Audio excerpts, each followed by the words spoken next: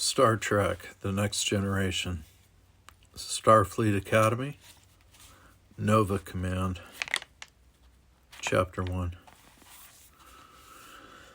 Jean-Luc Picard was not used to marching in formation. Back on the Vineyard his family called home, he was almost always running rather than marching, either alone or with his older brother Robert. But here at Starfleet Academy, he was rapidly getting used to doing things Starfleet's way, not his way. He squirmed a little inside his stiff new uniform, the September sun hot on his face and neck. Or maybe that was just the heat of self-consciousness. "Cadets, attention! Right turn, forward march at the double." Jean-Luc swallowed, made the movements as sharply as he could, and hoped no one noticed how nervous he was on his first day as a Starfleet cadet. He tried to keep in step as his file, like 11 others, marched into a great white building marked Scobie Hall. He blinked as he passed through the open doorway, going from sunlight to soft artificial gloom. The tramp of marching feet faded to a soft rhythmic clump-clump on the red carpet. Through another door, and Jean-Luc entered a vast auditorium, its air conditioning cool in contrast to the hot day outside. Ahead of him, the file turned smartly right. He saw the cadets were moving to take a row of seats. "Don't let me have to start a new row," he begged the powers that looked out for raw cadets. "I don't want to walk across in front of everyone." Maybe they heard. To his relief, Jean-Luc found himself almost in the middle of the row. Like the female cadet ahead of him, he halted, did a precise quarter turn, and stood at attention before his seat. Through the rows of cadets ahead of him, he could barely see the stage. A group of men and women, all in Starfleet uniform, sat there, gazing out at the sea of new faces. No one spoke a word. The cool air of the auditorium smelled scrubbed and lifeless, not like the scent-laden breezes back on the Vineyard, rich with the odors of grapes and soil and growing things. Minutes passed, and at last even the muffled footsteps fell silent. Then on stage, the man in the central chair stood and approached a lectern, tugging his admiral's tunic into position as he came forward. He had a craggy, seamed face and a brush of gray hair, and there was something a little unfamiliar about his features, a little alien. He tilted his head and swept his gaze around the auditorium. With a half-smile, he said, "At ease, cadets. You may be seated." Jean-Luc sank back into the chair behind him, and for the first time he looked around. The cadet who had been behind him sat at his left. He was taller than Jean-Luc, with close-cut blonde hair, an aristocratic nose, and an arrogant tilt to his chin. To Jean-Luc's right was a pretty dark-haired girl, looking uncomfortable in her new uniform. She did not look at Jean-Luc, but sat biting her lip and staring at the man on stage. Jean-Luc realized she was just as scared as he was. He hoped he didn't show it quite as much. The man on stage said, "Welcome, cadets. I am Admiral Salona, and I am the superintendent of Starfleet Academy. I know you have all come here to work hard and to succeed. I wish you well. However, right now I want each of you to look first to your left, then to your right." Jean-Luc's face felt hot. He had jumped the gun already, but he turned to stare into the girl's worried eyes. Admiral Salona continued to speak. "Each of you has seen 2 other cadets. Counting yourself, you now know 3 hopeful young people. Well, one of you isn't going to make it through the next 4 years." Fear flashed in the girl's dark eyes. Jean-Luc, who felt as if Admiral Salona were talking directly to him, forced himself to grin in a cocky, know-it-all way. "We'll see about that," he whispered. His neighbor gave him a weak smile in return.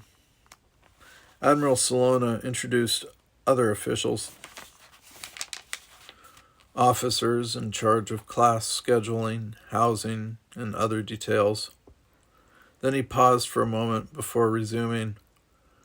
"No matter whether you are among the 1/3 who will drop out of the academy or the 2/3 who will see it through to the end, we hope your time with us is a time of learning and growth. It has always been a tradition at Starfleet Academy to begin each new term with a convocation of first-year cadets like this. We traditionally have a speaker who will give you young people a few words of wisdom. I can honestly say that I have dozed through more than one of these speeches." The cadets laughed, all of them sounding uncertain and nervous. The Admiral smiled. "Well, I do not plan to sleep through today's address. Cadets, I will not give one speaker a long introduction, because he needs none. In his long career, he has become so well known that each and every one of you will recognize his name.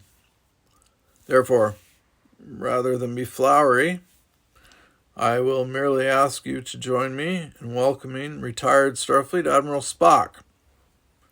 Jean-Luc gasped as the curtains parted and a tall, lean figure stepped forward. Admiral Spock wore a dark blue robe rather than a uniform, and he moved slowly, but he had an air of great dignity about him. He nodded toward Admiral Salona in a Vulcan gesture of greeting, and Jean-Luc noted his keen, intelligent features. The audience fell silent for a respectful moment. Then someone applauded, and everyone joined in. Clapping enthusiastically, Jean-Luc rose, and the cadets followed his lead, giving the speaker a standing ovation. Admiral Spock stood at the lectern, his head tilted, one eyebrow lifted in a look of quizzical patience. When at last the applause died down and the cadets had sat again, he began softly. "It is an honor to welcome a new generation of Starfleet officers."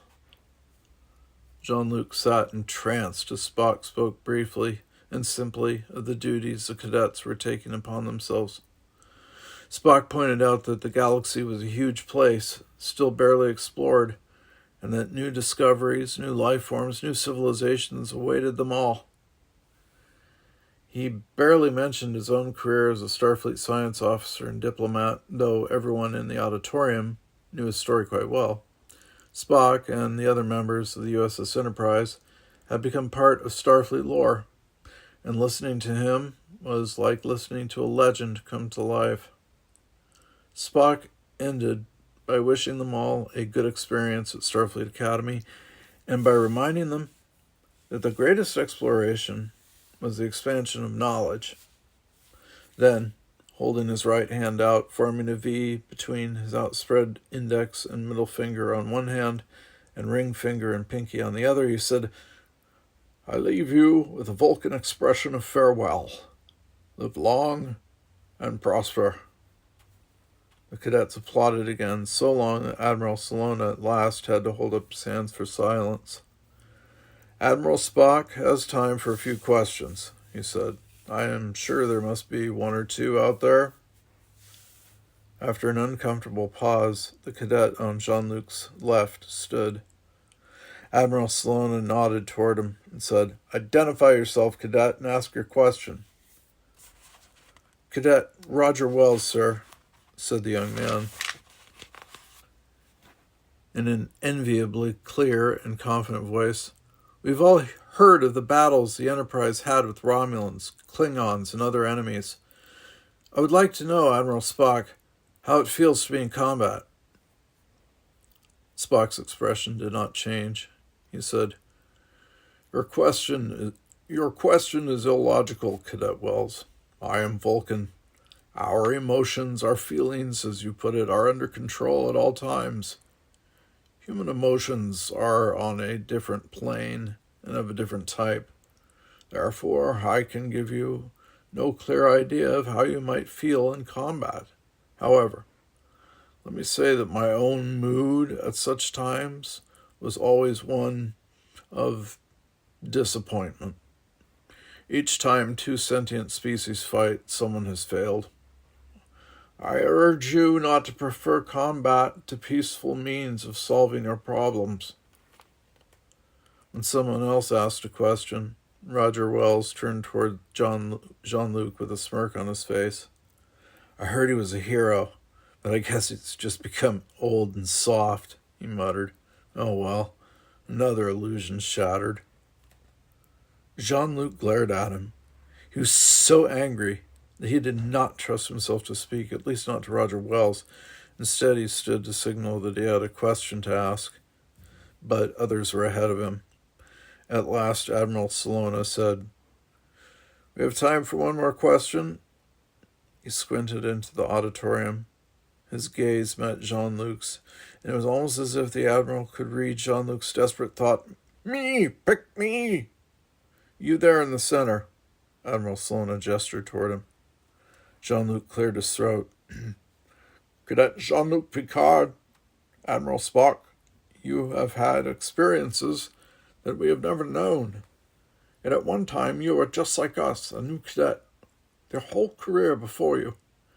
If you were in our place, just beginning your studies, what advice would you most wish to bear?" Spock looked at him for a long time. He made a tent of his fingers and gazed over it as he appeared to consider the question. At last he spoke. "I would say my best advice is this. See each crisis as an opportunity. Never believe you have learned all you need to know. And whenever possible, find a way to turn an adversary into an ally. If you can do these things, you will be a successful Starfleet officer."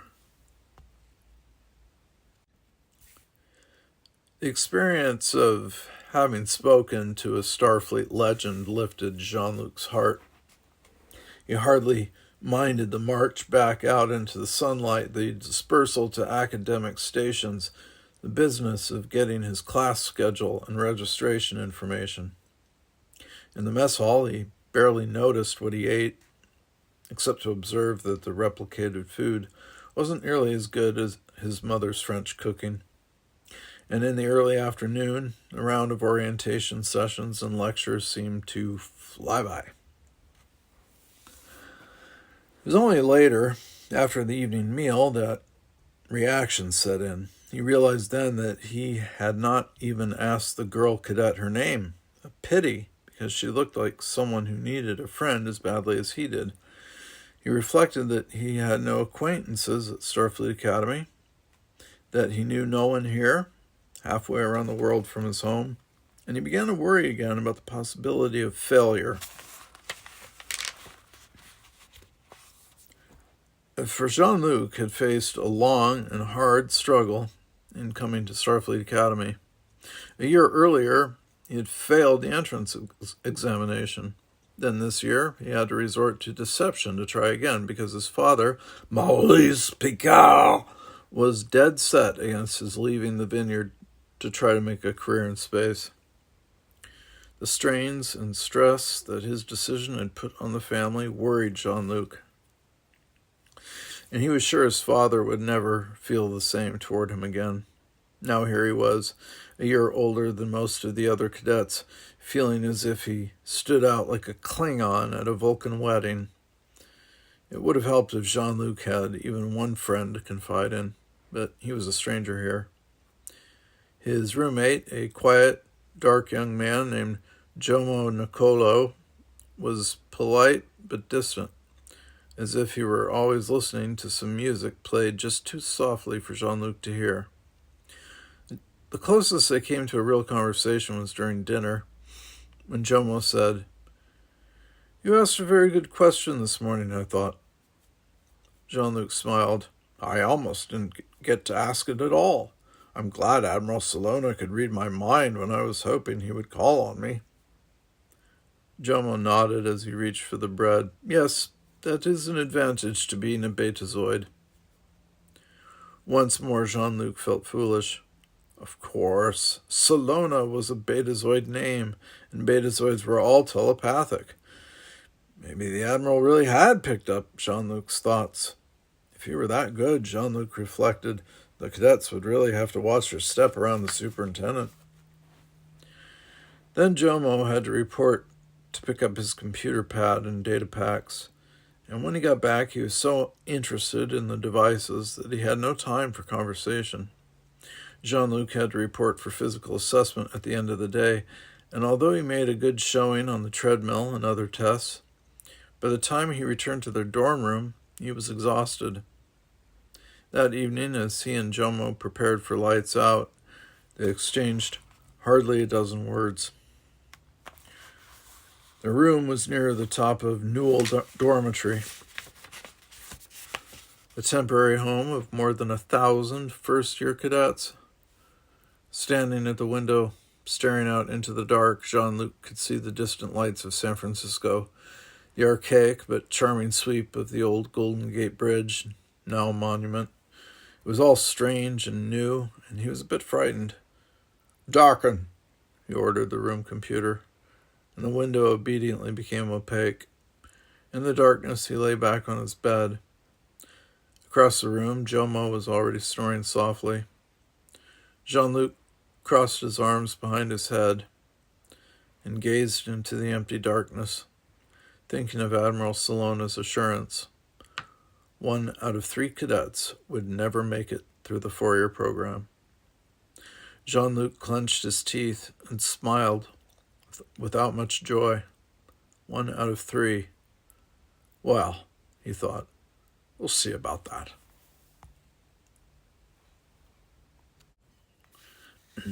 Chapter 2. Whenever he looked back at his first month at Starfleet Academy, Jean-Luc Picard would always have the impression of doing thousands of things at once, of getting by on too little sleep, and of covering up his secret fear of failing with a show of nerve. And yet, it was all a blur. Hustling from class to class, learning from lecturers or from computers, running on the track as if something were chasing him. Being good at track was his one great consolation. He was an excellent runner, and within the first week of school, the junior varsity track team invited him to join. That was an unusual privilege for a beginning cadet, and he accepted the invitation at once. It should have been a real honor. However, it wasn't enough. Having barely clawed his way into the academy, Jean-Luc was determined to be the very best at everything. Only he wasn't. Others often proved just a little better than Jean-Luc, and far too often the other person proved to be Roger Wells. Their competition reached a peak during an important examination in continuum distortion topology. Jean-Luc had studied for days, trying to master the fiendishly difficult mathematics of four-dimensional space. Continuum distortion topology was a kind of geometry of warped space and twisted time. The mathematics involved allowed a starship to maneuver safely while in warp drive, and computers always handled the work. Of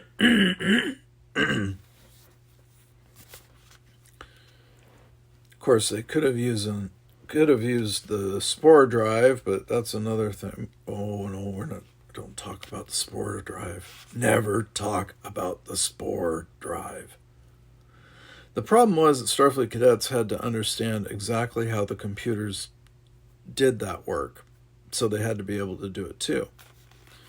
50 other cadets sweated through the exam. They were in a large lecture room, each cadet at a separate desk, each one bent over a computer pad, each one struggling to juggle space, time, and relative speed in equations that sometimes went on for 100 lines of figures and symbols. Talking was not allowed, so the cadets worked with old-fashioned keypads tapping in the information, locking the data in memory, and asking the computer to perform the intricate steps of the formulas they created. Soft taps and clicks filled the air, punctuated occasionally by a quiet groan, as some cadet realized he or she had left out a step or had reached the wrong answer.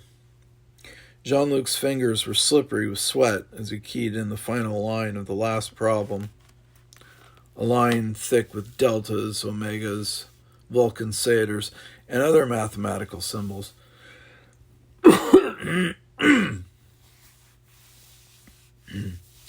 With a final triumphant keystroke, Jean-Luc executed the program. A few moments later, a chime sounded, and a chorus of student moans broke out all around the room. Time was up, and the computer pads had locked them out. An instantaneous grading program began. The entire devilishly hard exam would be scored in just a few seconds. Leaning forward, Jean-Luc studied the screen built into his desk. Grading included points for both accuracy and speed. He was sure that this time he had solved every problem. His groan joined the others.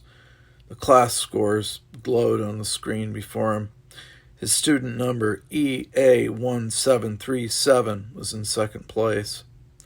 One other student had beaten him by no more than half a second.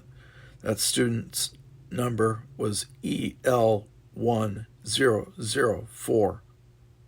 Student numbers were private, but everyone knew that one. It belonged to Roger Wells. "Yes, a 4.0, Roger crowed, staring at the screen. Then he turned to Jean-Luc. "Oh, Picard, congratulations on your 3.97. Not bad for a farmer." His grin was wicked. "Thank you, Roger," Jean-Luc returned in a dry voice. "It's true that not all of us have fathers in the diplomatic service who can afford to educate us privately. We simply scrape along the best we can." Students were picking up their pads, some of them looking truly dejected. CDT mathematics was the first huge hurdle that many academy students faced,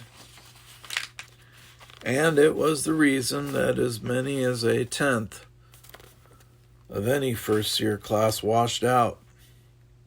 Roger came over and gave Jean-Luc a hearty slap on the shoulder. "I like a man who knows how to take defeat. Then again, it may be genetic. You know, I'm descended from the Duke of Wellington, who cooked your ancestors' goose at Waterloo." Jean-Luc tucked his pad under his arm and walked toward the door, away from that insulting hand. "Yes, so you said." "Ah, well, as long as you're used to coming in second, it must not be so bad. Although it probably means you don't have a hope of being named to a Nova team." Jean-Luc bit his lip to hold in his irritation. The fair-haired Roger might not be telepathic, but he certainly had an instinct for the right way to make a fellow angry. We'll see about that. In his mouth at the academy, that had become almost his motto. "Face it," Roger said, as he followed Jean-Luc out into the milky light of an overcast day. "No more than 10 first-year cadets have ever been named to Nova teams.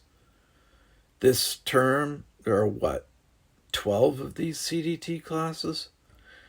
I'd say your chances are pretty slim, friend." "And I'd say it depends on the scores the other students make. A 4.0 is unusual, Roger. I dare say that even a 3.97 is respectably high. It could just be that the two best CDT students happen to be in the same class."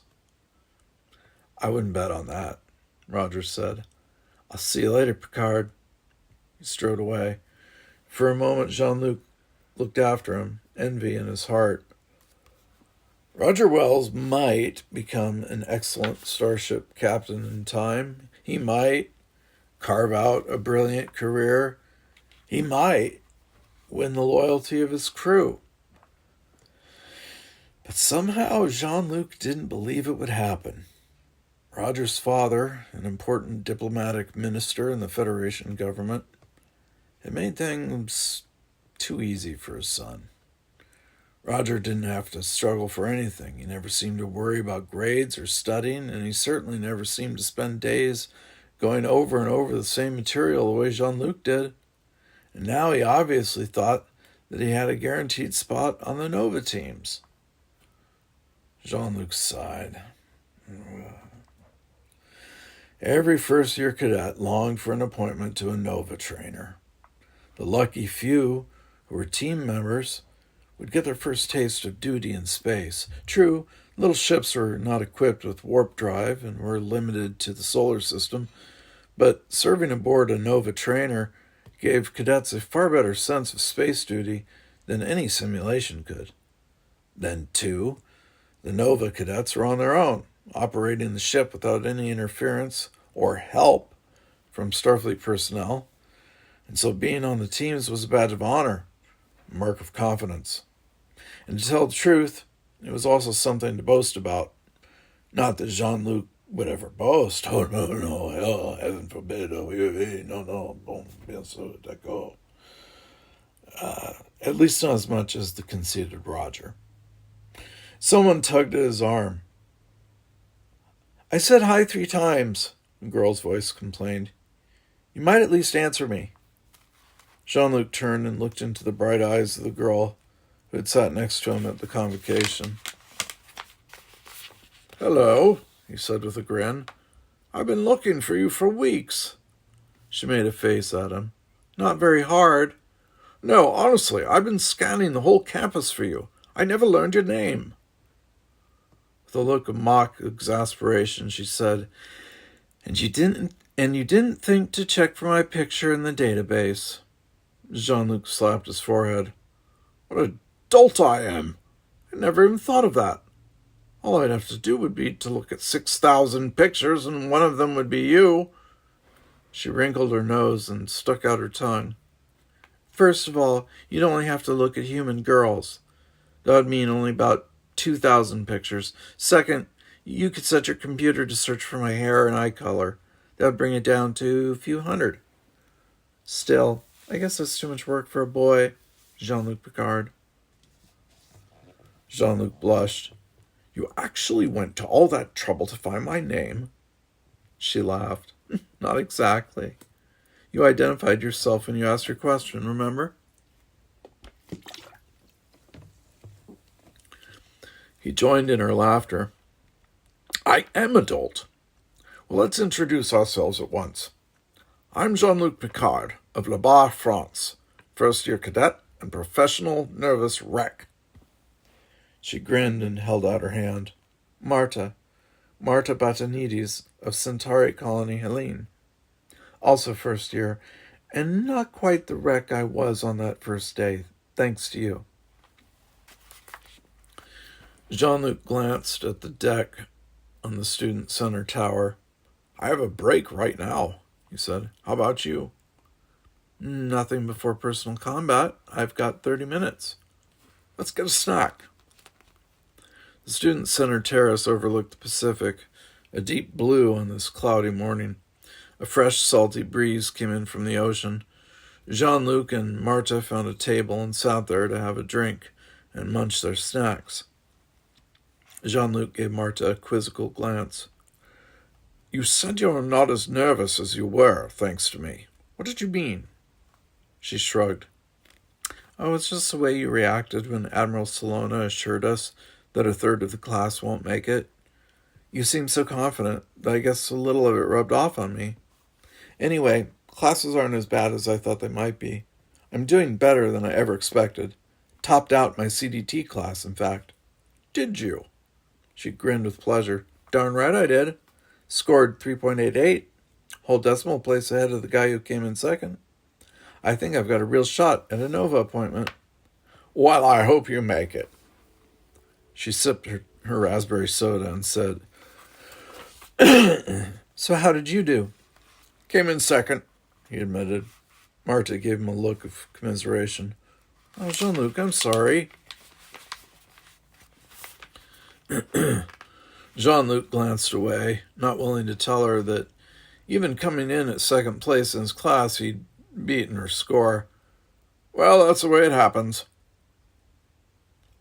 They talked for a few minutes more, Marta giving him a hilarious account of her trip to the solar system from Alpha Centauri.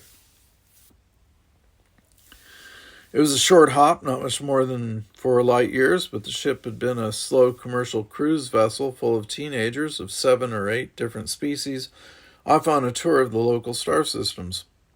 On the second day of the 6-day voyage, when the food replicators began assuming that everyone liked the taste of the Klingon food, a revolt almost broke out. And when the sonic showers developed a malfunction that turned everyone's skin a bright shade of green, pandemonium reigned. If I could survive that trip, Marta said at last, then Starfleet Academy should be a snap. Uh-oh, time to run to class. Can we see each other tomorrow, Jean-Luc? Jean-Luc made a face. I wish we could, but I've already signed up for the marathon team tryouts. How about this weekend?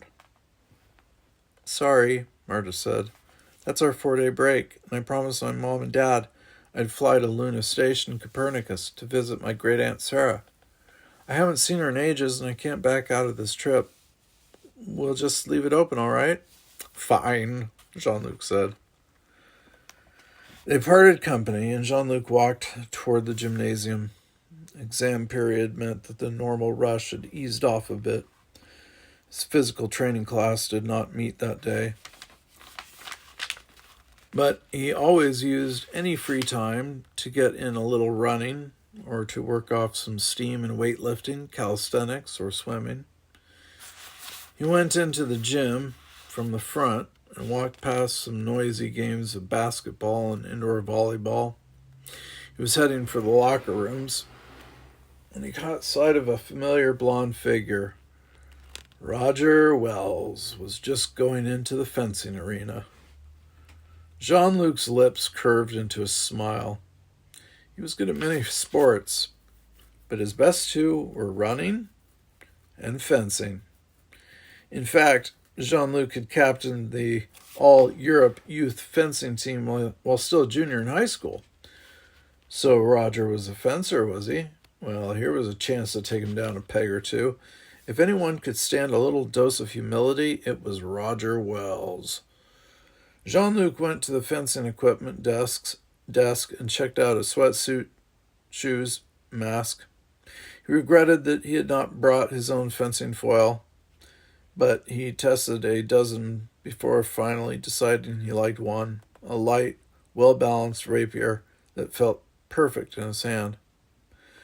When he entered the arena, only one fencer was there. It had to be Roger.